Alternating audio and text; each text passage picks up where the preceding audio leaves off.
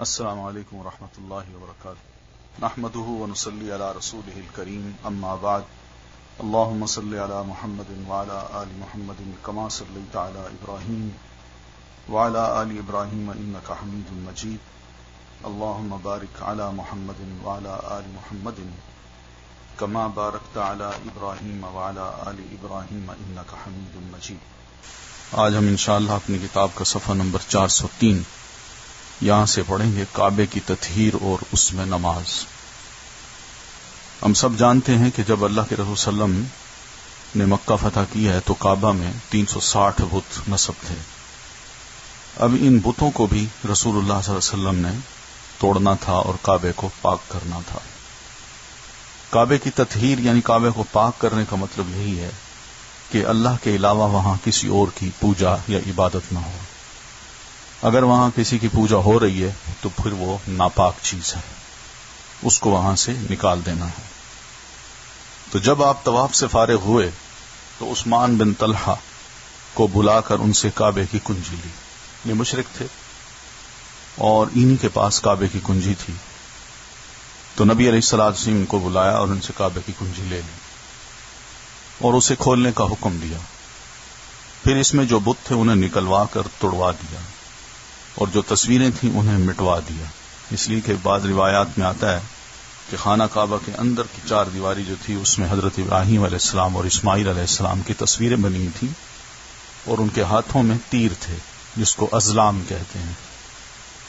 تو وہ یہ شوق کر رہے تھے کہ حضرت ابراہیم اور اسماعیل کا اعتقاد یا عقیدہ یا ایمان جو تھا وہ تیروں پر تھا، وہ بھی ازلام پر یقین رکھتے تھے۔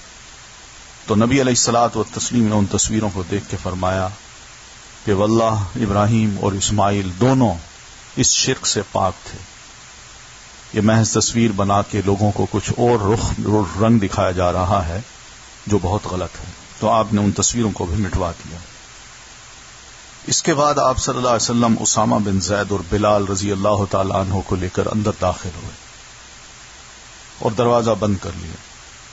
تو دروازہ بند کر لیا، پھر دروازے کے مقابل کی دیوار کے رخ سے 3 ہاتھ کے فاصلے پر کھڑے ہوئے، اپنے بائیں 1 ستون اور دائیں 2 ستون اور پیچھے 3 ستون کیے اور وہاں کھڑے ہو کے آپ نے 2 رکعت نماز پڑھی، شکرانے کی۔ پھر بیت اللہ میں گھوم کر اس کے اطراف میں اللہ کی تکبیر اور توحید کے کلمات کہے۔ پھر آپ صلی اللہ علیہ وسلم نے دروازہ کھولا۔ قریش مسجد حرام میں صفیں لگائے کھچا کھچ بھرے ہوئے تھے۔ آپ نے دروازے کے دونوں بازو پکڑ کر ایک بلیغ خطبہ دیا جس میں اسلام کے بہت سے احکام بیان کیے، امور جاہلیت کو ساقط کیا، یعنی جاہلی جتنے بھی معاملات تھے اسلام سے قبل کے، یعنی جو بھی طریقہ کار تھا، تہذیب تھی، ثقافت تھی، آپ صلی اللہ علیہ وسلم نے اس کو ساقط کر دیا جب یہ ختم آج کے بعد، اور اس کی نخوت کے خاتمے کا اعلان کیا۔ یعنی جاہلیت میں ایک تکبر ہوتا ہے، غرور ہوتا ہے، تو نبی علیہ السلام نے فرمایا آج یہ غرور بھی میں ختم کر رہا ہوں۔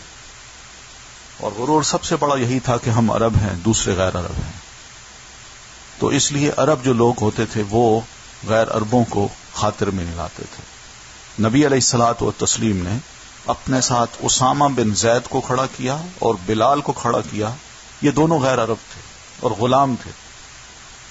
تو نبی علیہ الصلوۃ والسلام نے عملاً ثابت کر دکھایا کہ میں اس غرور کو اب ختم کر رہا ہوں، اس کا خاتمہ اب یہ یہاں نہیں چلے گا، یہاں سب بھائی بھائی بن کے رہیں گے۔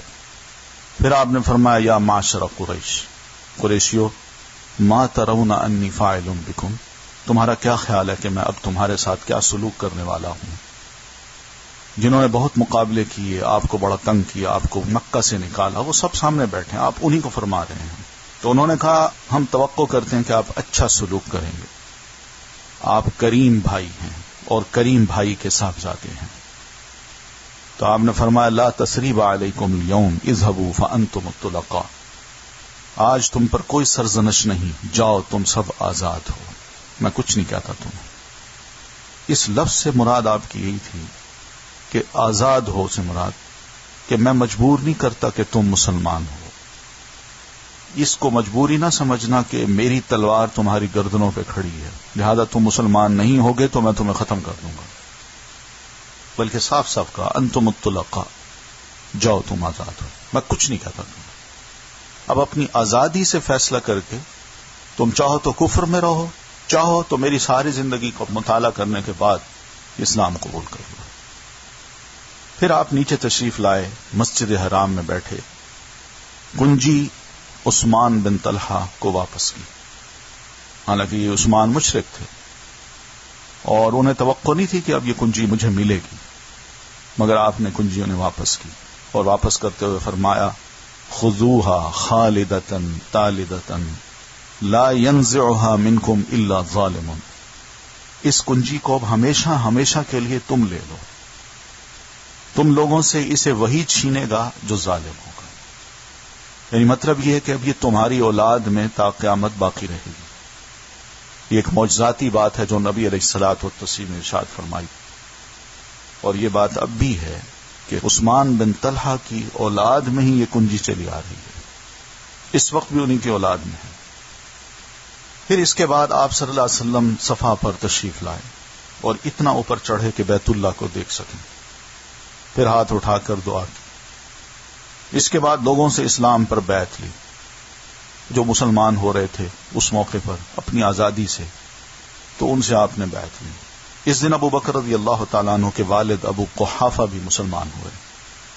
ان کے اسلام لانے سے رسول اللہ صلی اللہ علیہ وسلم کو بہت خوشی ہوئی، کیونکہ یہ خاندان ہی ایسا تھا جس نے شروع سے ہی نبی علیہ الصلوۃ والتسلیم کا ساتھ دیا، بڑی تکلیفیں اٹھائیں، بڑی قربانیاں دی۔ پھر مردوں کے بعد آپ نے اس بات پر عورتوں سے بیعت لی کہ اللہ یشرکن باللہ شیئا ولا یسرقن ولا یزنین ولا یقتلن اولادہن ولا یأتین ببہتان یفترینہ بین ایدیہن وارجلہن ولا یعصینہ فی معروف، اللہ کے ساتھ کسی کو شریک نہ کریں گی، چوری نہ کریں گی، زنا نہ کریں گی، اپنی اولاد کو قتل نہ کریں گی، اور اپنے ہاتھ پاؤں کے درمیان سے گھڑ کر کوئی بہتان نہ لائیں گی، اور کسی بھلی بات میں آپ کی نافرمانی نہ کریں گی۔ اس دن بیعت کرنے والی عورتوں میں ابو سفیان کی بیوی ہند بنت عتبہ بھی تھی، وہ نقاب اوڑھ کر اور بھیس بدل کر آئی تھی۔ دراصل حضرت حمزہ رضی اللہ تعالیٰ عنہ کی لاش کے ساتھ انہوں نے جو حرکت کی تھی اس کی وجہ سے انہیں اپنی جان کا ڈر تھا۔ جب ان کی بیعت پوری ہو چکی تو انہوں نے کہا اللہ کے رسول، روئے زمین پر کوئی خیمہ ایسا نہ تھا کہ جس کا ذلیل ہونا مجھے آپ کے خیمے والوں سے بڑھ کر پسند رہا ہو، اور اب روئے زمین پر کوئی خیمہ ایسا نہیں ہے کہ اس کا عزیز ہونا مجھے آپ کے خیمے والوں سے بڑھ کر پسند ہو۔ تو آپ صلی اللہ علیہ وسلم نے فرمایا وَأَيْضًا وَالَّذِي نَفْسُ مُحَمَّدٍ بِيَدِهِ، اس ذات کی قسم جس کے ہاتھ میں محمد صلی اللہ علیہ وسلم کی جان ہے، معاملہ بالکل ایسا ہی ہے۔ اس کے دو مطلب ہیں، یعنی تم کہو یا نہ کہو، یہ بات ایسی ہے کہ میرا خیمہ بہت ہی زبردست خیمہ ہے، تم پسند کرو یا نہ کرو۔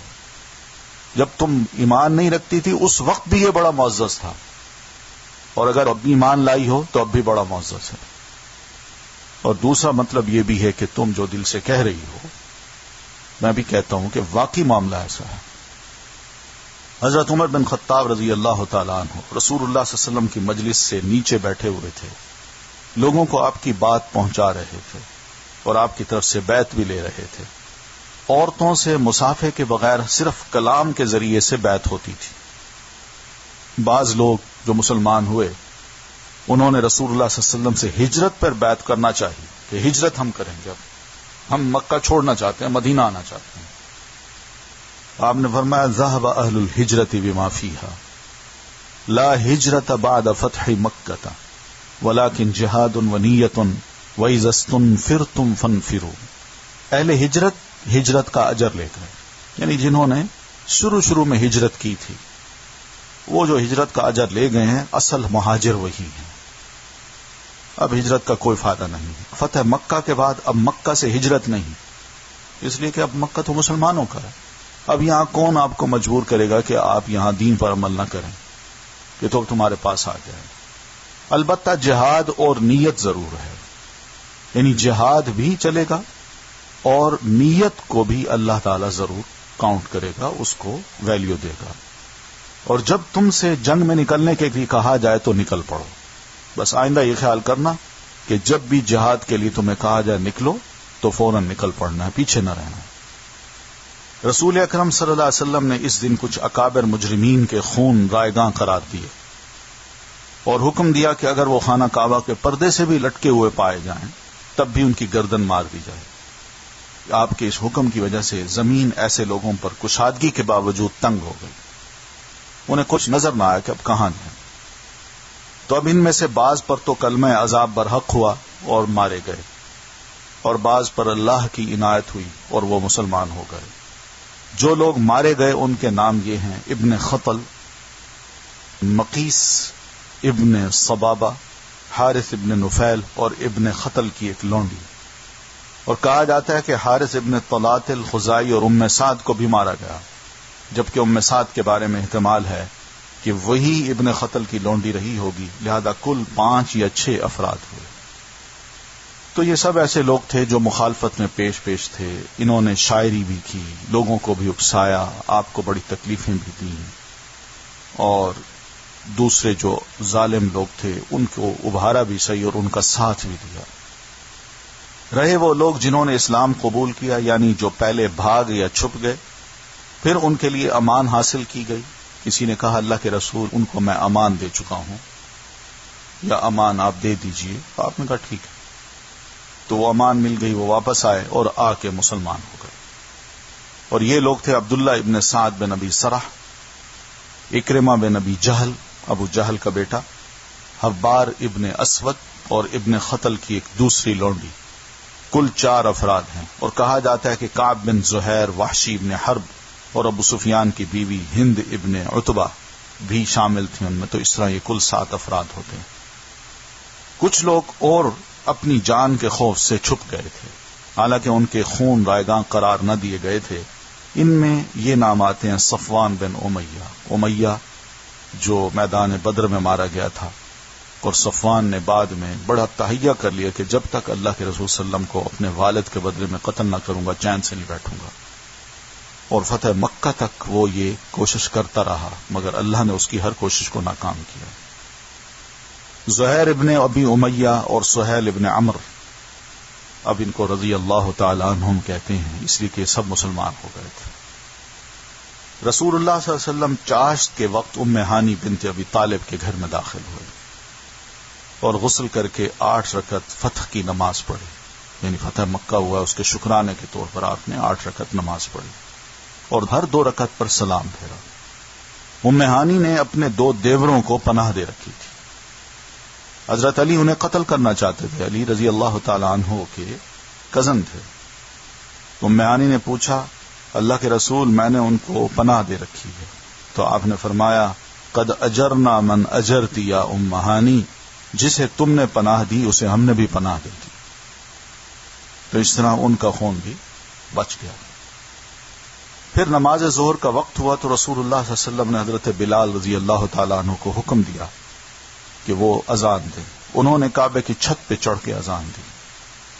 یہ غلبہ اسلام کے اعلان کا ہم معنی تھا، اور یہ جس قدر مشرکین کو ناگوار تھا، یعنی اذان ہو رہی ہے، اللہ اکبر اللہ اکبر، اشہد ان لا الہ الا اللہ، یعنی آواز دیکھیے، کلمات دیکھیے، اور پھر آخر میں اشہد ان محمد الرسول اللہ، پھر آخر میں لا الہ الا اللہ۔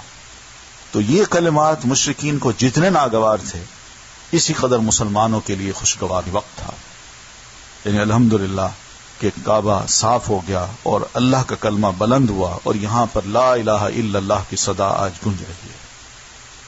جب مکے کی فتح مکمل ہوئی تو انصار کو اندیشہ ہوا کہ کہیں اللہ کے رسول صلی اللہ علیہ وسلم مکہ میں ہی مقیم نہ ہو جائیں، کیونکہ یہ آپ کا اور آپ کے خاندان اور قبیلے کا شہر تھا۔ انسان جب واپس آتا ہے فاتح بن کے، پھر دیکھتا ہے کہ بھئی یہ میرے گھر تھے، یہاں رشتہ دار رہتے ہیں اور بہت سے قریبی لوگ بھی ہیں، تو کیوں نہ اب چونکہ فتح مکہ ہو گیا ہے تو اب میں یہیں رہ لوں۔ تو انصار کو تھوڑی سی یہ بات فیل ہوئی کہ کہیں اللہ کے رسول رہ نہ جائیں۔ اس وقت رسول اکرم صلی اللہ علیہ وسلم صفا پر ہاتھ اٹھائے دعا کر رہے تھے، تو دعا سے فارغ ہوئے تو آپ کو بتایا گیا کہ اس طرح انصاری صحابہ جو ہیں وہ یہ خیال کر رہے ہیں، تو آپ نے ان کو بلا کے فرمایا معاذ اللہ، المحیا محیاکم والممات مماتکم، اللہ کی پناہ، یعنی میں جو تم سے پہلے وعدہ کر چکا ہوں آج میں اس کو توڑ دوں گا. میں نے تم اس وقت بھی کہا تھا جب تم نے بیعت ثانیہ یعنی عقبہ ثانیہ کے موقع پر مجھ سے بیعت لی تھی، اور میں نے کہا تھا کہ میں تمہارے ساتھ رہوں گا، تو میں اس وعدے کو توڑ نہیں سکتا. اب بھی سن لو، المحیا محیاکم، اب زندگی اور موت تمہارے ساتھ ہے، تو میں نہیں چھوڑ سکتا. تو اس سے انصار مطمئن ہو گئے، ان کا خوف جاتا رہا اور وہ خوش ہو گئے. البتہ رسول اللہ صلی اللہ علیہ وسلم نے مکے میں 19 روز قیام فرمایا اور اس دوران آثار اسلام کی تجدید کی، یعنی آثار جو اسلام کے تھے جو شروع سے حضرت ابراہیم علیہ السلام کے وقت تھے ان کو آپ نے دوبارہ اصل شکل میں لانا چاہا. مکے کو آثار جاہلیت سے پاک کیا، یعنی جتنے بھی بت تھے، قبریں تھیں اور وہاں پر مقبرے بنے ہوئے تھے یا بت نصب تھے، ان سب کو نبی علیہ الصلوۃ والتسلیم نے پاک کیا. نئے سرے سے حرم کے ستون نصب کیے، یعنی وہ ستون جو تھے ان پہ کوئی کارونگ تھی اور کچھ بت بنے ہوئے تھے، تو نبی علیہ الصلوۃ والتسلیم نے ان تمام ستونوں کو گرا کے نئے ستون وہاں بنوائے. اور آپ کے منادی نے اعلان کیا کہ من کان یؤمن باللہ والیوم الآخر فلا یدع فی بیتہ صنما الا کسرہ، جو شخص اللہ اور آخرت کے دن پر ایمان رکھتا ہے وہ اپنے گھر میں کوئی بت نہ چھوڑے بلکہ اس کو توڑ دے. 25 رمضان کو رسول اللہ صلی اللہ علیہ وسلم نے 30 سواروں کے ساتھ حضرت خالد بن ولید رضی اللہ تعالیٰ عنہ کی سربراہی میں کچھ افراد بھیجے اور ان کو عزا اور اس کا بت خانہ ڈھانے کے لیے نخلا کی طرف روانہ کیا. نخلا ایک مقام ہے طائف کی طرف جاتے ہوئے. ہاں، عزا نام کا ایک بہت بڑا بت تھا اور اس کا پورا ایک زیارت گاہ بنی ہوئی تھی، لوگ دور دور سے آتے تھے، سالانہ اس کا میلہ بھی ہوتا تھا. حضرت خالد رضی اللہ تعالیٰ عنہ نے جا کر اسے ڈھا دیا. یہ مشرکین کا سب سے بڑا بت تھا، عزا دیوی تھی. یہ مشرکین ہمیشہ ناموں کو بھی چن کے رکھتے تھے، یعنی ان کے پیچھے کچھ ہے. اللہ تعالیٰ کا ایک نام ہے، ٹائٹل ہے العزیز، تو عزیز اللہ کا نام ہے اور اسی سے انہوں نے عزا نکالا ہے. اسی طرح اللہ کا ذاتی نام ہے اللہ، اس سے انہوں نے اللات نکالا ہے. تو یہ اس طرح کرتے تھے، یعنی وہ بڑا اللہ ہے، یہ چھوٹی اللہ ہے، وہ بڑا عزیز ہے، یہ اس کی عزا ہے. تو نبی علیہ الصلوۃ والتسلیم نے حضرت خالد کے سربراہی میں اس بت کو ڈھا دیا.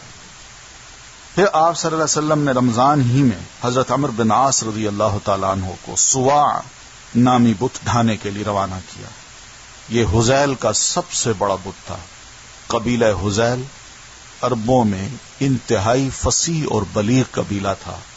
قریشی ہوں یا حذیلی ہوں، ان دونوں کی زبان ایک ہی تھی، اور قریش بھی جا کے حذیل سے یعنی انہی کی شاخ سے ہی ہیں. تو ان کے ہاں بہت بڑا ایک بت تھا جس کا نام سواع تھا، اور یہ سواع نام کا بت بہت قدیم بت ہے.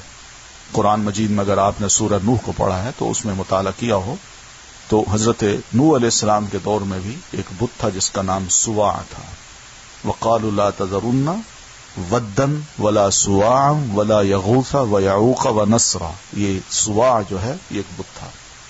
تو اس کا استھان کا مطلب مقام یا مزار، مکے سے شمال مشرق میں 150 کلومیٹر کے فاصلے پر روحات نامی مقام پر تھا.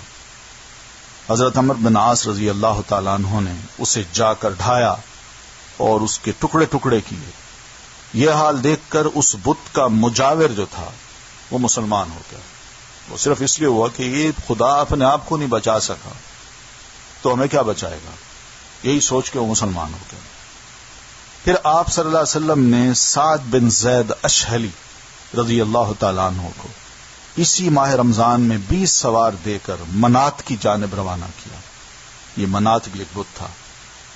یہ قدید کے پاس مشلل میں تھا. مشلل بھی ایک دیہات ہے. اور یہ کلب خزاع، غسان اور اوس و خزرج کا بت تھا. لوگ آتے تھے. حضرت سعد نے جا کر اسے توڑ دیا اور بت خانہ ڈھا دیا. یہ تو بتوں کو گرانے کی باتیں ملتی ہیں، لیکن یہ بھی ایک حقیقت ہے اور حدیث میں ہے. جس طرح یہ حدیث سے واقعات لیے گئے ہیں اسی طرح حدیث میں واقعہ یہ بھی ہے کہ حضرت علی رضی اللہ تعالیٰ عنہ نے اپنے ہی دور میں جب وہ خلیفہ تھے تو اپنے ایک ساتھی سے کہا کہ کیا میں تمہیں وہ کام نہ سونپوں جو رسول اللہ صلی اللہ علیہ وسلم نے مجھے سونپا تھا؟ ان کا ضرور. ان کے اللہ کے رسول نے مجھے یہ فرمایا تھا کہ علی یہ گروپ ہے صحابہ کرام کا، لے جاؤ اور خطہ عرب میں جہاں کہیں بھی کوئی بڑی قبر دیکھو یا ایک بالش سے اوپر کوئی قبر دیکھو تو اس قبر کو ڈھا دو، اس کو برابر کر دو زمین کے، اور اس کے اوپر جو کچھ بنا ہوا ہے اس کو بھی ڈھا دو. تو حضرت علی رضی اللہ تعالیٰ عنہ نے خود کیا یہ کام. ان کا میں نے یہ کام کیا ہے اور یہی کام میں تمہیں سپرد کرتا ہوں کہ تم بھی جاؤ یہ کام کرو. وجہ کیا تھی کہ یعنی بتوں کی عبادت وہ بھی ایک شرک ہے اور قبر کی عبادت بھی ایک شرک ہے، اور قبر کی طرف چل کے آنا وہ بھی ایک شرک ہے. تو اس لیے نبی علیہ الصلوۃ والتسلیم نے حضرت علی رضی اللہ تعالیٰ عنہ کو یہ کام دے کے، یہ مشن دے کے روانہ کیا تھا. پھر نبی علیہ الصلوۃ والتسلیم نے ماہ شوال میں حضرت خالد بن ولید کو بنو جزیمہ کے پاس تبلیغ اسلام کے لیے بھیجا. ان کے ساتھ مہاجرین و انصار اور بنو سلیم کے تقریباً 350 افراد تھے. جب انہیں اسلام کی دعوت دی گئی تو انہوں نے کہا سبعنا، ہم نے اپنا دین چھوڑا، ہم نے اپنا دین چھوڑا. اب یہ مطلب حضرت خالد بن ولید نے اس کا یہ لیا کہ ہم سابی ہو گئے، یعنی ہم نہیں مان سکتے اسلام کو. اس پر حضرت خالد بن ولید رضی اللہ تعالیٰ عنہ نے قتل کیا کہ یہ تو کھل کے کہہ رہے ہیں ہم اسلام قبول نہیں کرتے، اور قید کر لیا. اور پھر ایک دن حکم دیا کہ ہر آدمی اپنے قیدی کو قتل کر دے. لیکن حضرت ابن عمر اور ان کے ساتھیوں نے اس حکم کی تعمیل سے انکار کر دیا اور واپس آ کر نبی علیہ الصلوۃ والتسلیم کا اس کا ذکر کیا.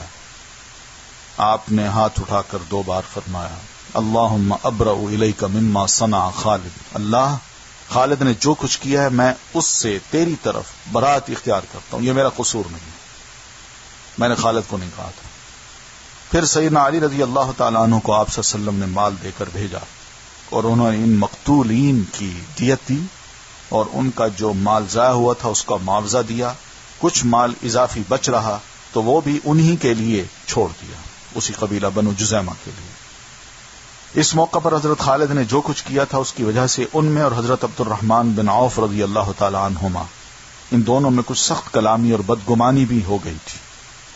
جب لوگوں نے واپس آ کر رسول اللہ صلی اللہ علیہ وسلم کو اس کی خبر دی تو آپ نے فرمایا مہلن یا خالد ٹھہر جاؤ، دع عنک اصحابی، میرے رفقا کو کچھ کہنے سے باز رہو.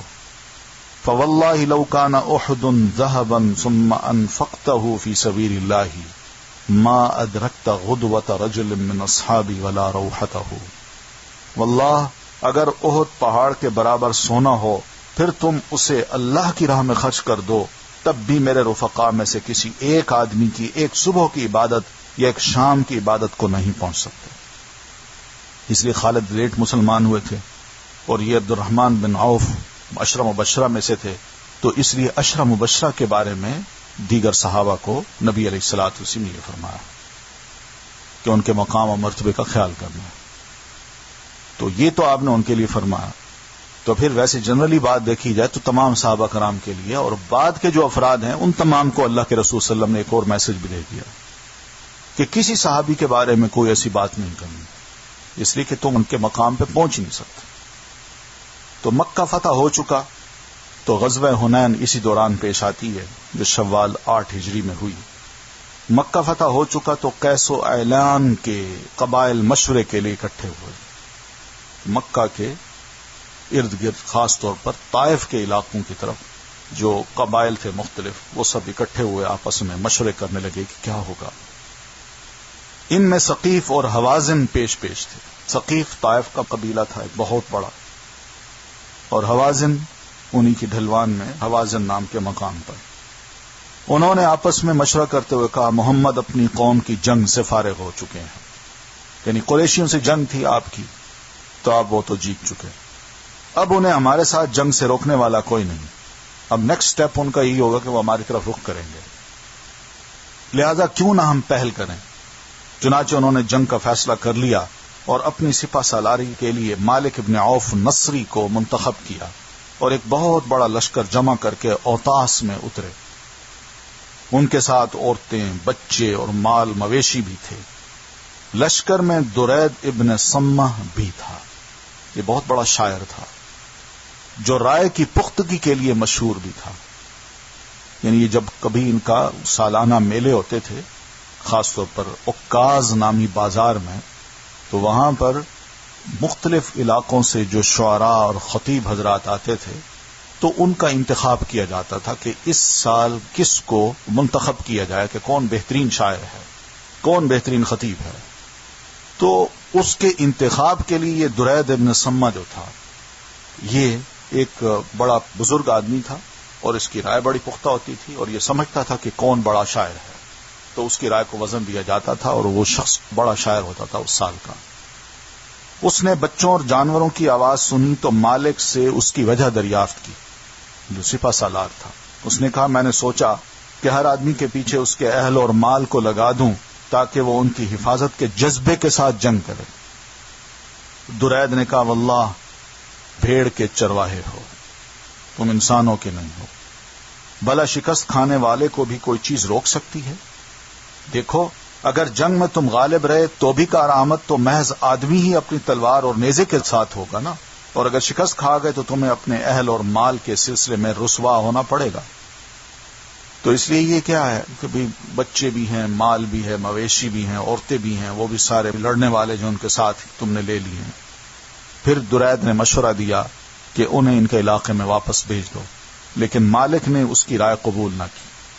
بال بچوں مویشیوں کو وادی اوتاس میں جمع کیا اور خود فوجیوں کو لے کر وادی حنین میں منتقل ہو گیا جو وادی اوتاس کے بازو میں ہے، اور وہاں کے فوجیوں کو کمین گاہوں میں چھپا دیا. یعنی بڑی بڑی جھاڑیاں تھیں، ان میں چھپا دیا ان کو مختلف علاقوں میں. ادھر رسول اللہ صلی اللہ علیہ وسلم کو ان کے اجتماع کا علم ہوا تو آپ مکے سے ہفتہ 6 شوال کو روانہ ہوئے. آپ کے ساتھ 12,000 کا لشکر تھا. اس موقع پر آپ نے صفوان ابن امیہ سے 100 زرہیں ساز و سامان سمیت ادھار لی اور مکے کا انتظام عتاب ابن اسید رضی اللہ تعالیٰ عنہ کو سونپا. راستے میں لوگوں نے بیر کا ایک بڑا سا درخت دیکھا جس پر عرب اپنا ہتھیار لٹکایا کرتے تھے، اور یہ اسی لٹکاتے تھے کہ اس سے برکت ہوگی، تلوار خوب کام کرے گی. وہاں جانور بھی ذبح کیا کرتے تھے اور درگاہ لگاتے تھے. اسے ذات و انوات کہا جاتا، یہ اس کا نام انہوں نے رکھا ہوا تھا.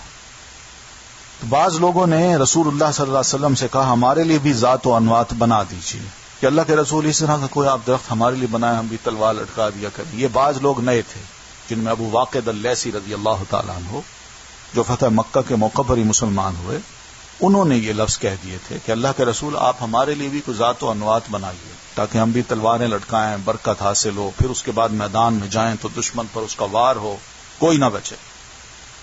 آپ نے فرمایا اللہ اکبر قلتم کما قال قوم موسیٰ لموسیٰ.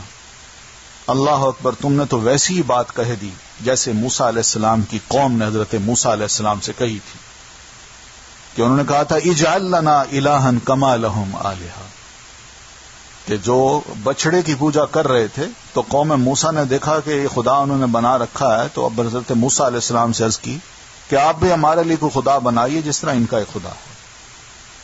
حضرت موسیٰ علیہ السلام نے جواب میں فرمایا کہ تم لوگ جہالت کی باتیں کر رہے ہو. پھر آپ نے فرمایا انہا السنن لترکبن سنن من کان قبلکم، یہ طور طریقے ہیں جاہلیت کے، لیکن یہ بات ضرور سن لو تم لوگ بھی یقیناً پہلوں کے طور طریقے اپناؤ گے. یعنی یہ تم بھی کہو گے کوئی ذات و انوات ہونا چاہیے، کوئی شے ایسی ہونی چاہیے جس سے برکت حاصل ہو، اور طور طریقے وہی ہوں گے جو پہلوں والے ہوں گے. بعض لوگوں نے لشکر کی کثرت کے پیش نظر کہا 12,000، آج ہم مغلوب نہ ہوں گے. یہ بات رسول اللہ صلی اللہ علیہ وسلم پر گراں گزری. شام ہوئی تو ایک سوار نے آ کر خبر دی کہ بنو حوازن عورتوں بچوں اونٹوں اور بکریوں سمیت نکلے ہیں. آپ نے تبسم فرما اور کہا تلک غنیمت المسلمین غدن انشاءاللہ، اللہ نے چاہا تو کل یہ سب مسلمانوں کا مال غنیمت ہوگا. 10 شوال 8 ہجری کی رات رسول اللہ صلی اللہ علیہ وسلم حنین پہنچے. وادی میں داخل ہونے سے پہلے سحری کے وقت لشکر کو مرتب فرمایا. مہاجرین کا پرچم حضرت علی ابن ابی طالب کو دیا، اوس کا پرچم اسید ابن حضیر کو، اور خزرج کا پرچم حباب ابن منذر کو، اور کچھ دوسرے پرچم دوسرے قبائل کو دیے. 2 زرہیں پہنی، سر اور چہرے پر خود لگائی. اس کے بعد ہراول دستے نے وادی میں اترنا شروع کیا. اسے چھپے ہوئے دشمن کی موجودگی کا علم نہ تھا، یعنی آپ کو یا کسی بھی فرد کو جو مسلمان تھے آپ کے ساتھ، کسی کو یہ پتہ نہیں تھا کہ دشمن جو ہے وہ جھاڑیوں میں چاروں طرف چھپا ہوا ہے. یہاں پتہ چلتا ہے اللہ کے رسول علم غیب نہیں جانتے تھے.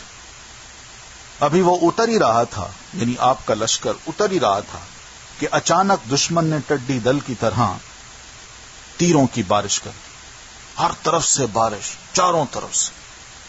پھر وہ فرد واحد کی طرح ٹوٹ پڑا، یعنی اکٹھے ہی نہ، ایک ہی بار انہوں نے نبی علیہ الصلوۃ والتسلیم اور مسلمانوں پر حملہ شروع کر دیا. اس اچانک حملے سے ہراول دستے میں اضطراب پیدا ہو گیا. جو آگے والا دستہ تھا وہ بڑا پریشان ہوا، اور اس میں موجود مسلمانوں کے پاؤں اکھڑ گئے.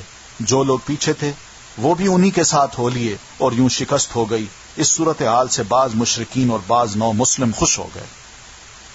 ابو سفیان نے کہا اب ان کی بھگدڑ سمندر سے پہلے نہ رکے گی، اور صفوان کے بھائی نے کہا آج جادو باطل ہو گیا، اور اس کے ایک اور بھائی نے کہا محمد صلی اللہ علیہ وسلم اور اس کے ساتھیوں کی شکست کی خوشخبری سن لو، اب یہ اس کو کبھی نہیں جوڑ سکتے. مگر اس پر مشرک صفوان اور 9 مسلم اکرمہ بن ابی جہل بگڑ گئے اور دونوں کو ڈانٹ پلائی. یہ تم کیا باتیں کر رہے ہو؟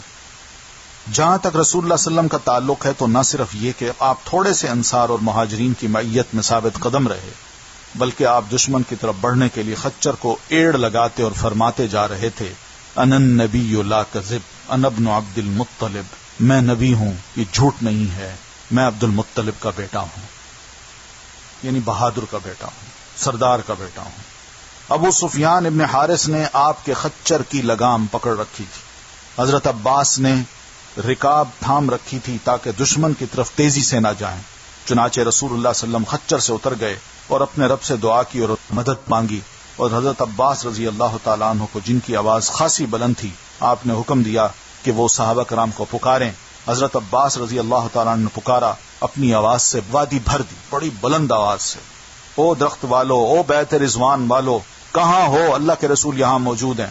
یہ سن کر وہ اس طرح مڑے جیسے گائے اپنے بچوں کی طرف مڑتی ہے. وہ کہہ رہے تھے ہاں ہاں آئے آئے، ابھی آئے. اس طرح جب 100 آدمی جمع ہو گئے تو آپ نے دشمن کا سامنا کیا اور لڑائی شروع کر دی. اس کے بعد انصار کی پکار شروع ہوئی، پھر بنو الحارث ابن خزرج بھی محدود ہو گئی. ادھر مسلمان دستے ایک کے پیچھے ایک آتے چلے گئے، یہاں تک کہ آپ کے گرد بڑی جماعت جمع ہو گئی، اور اللہ نے اپنے رسول اور مومنین پر سکینت طاری کر دی اور ان دیکھا لشکر اتارا. چنانچہ مسلمانوں نے پلٹ کر حملہ کیا اور دھواں دھار جنگ شروع ہو گئی. رسول اکرم صلی اللہ علیہ وسلم نے اس موقع پہ فرمایا الآن حمی الوطیس، اب چولہا گرم ہو گیا ہے، یعنی لڑائی اب زوروں پر ہے، اب مزہ آ رہا ہے.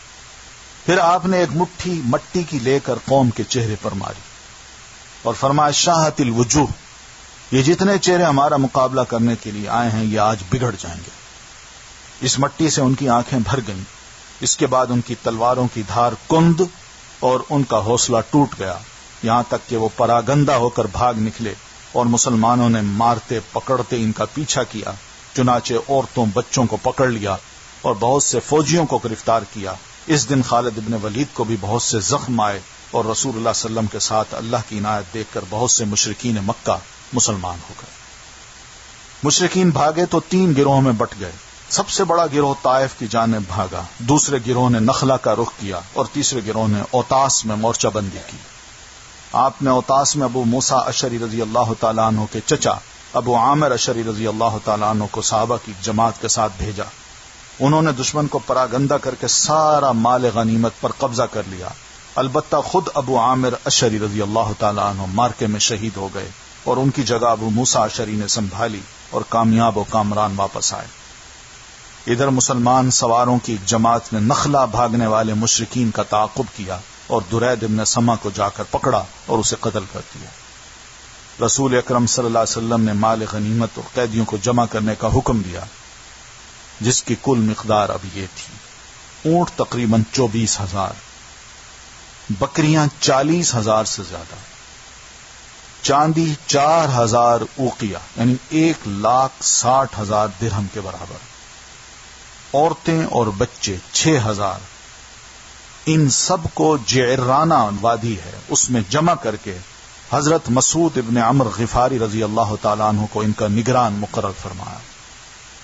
تو اس طرح یہ غزوہ حنین الحمدللہ مسلمانوں نے جیت لی اور بہت کچھ مسلمانوں کے ہاتھ آیا. لیکن ہوتا کیا ہے، یہ سب مال غنیمت کہاں جاتا ہے؟ اس کی بڑی دلچسپ رداد ہے کہ نبی علیہ الصلوۃ والتسلیم نے کس طرح اس کو تقسیم کیا، وہ بھی پڑھنے کے قابل ہے. انشاءاللہ ہم اس کو پھر پڑھیں گے. یہیں تک کافی ہے. سبحانک اللہم وبحمدک، نشہد ان لا الہ الا انت، نستغفرک ونتوب الیک. السلام علیکم ورحمۃ اللہ.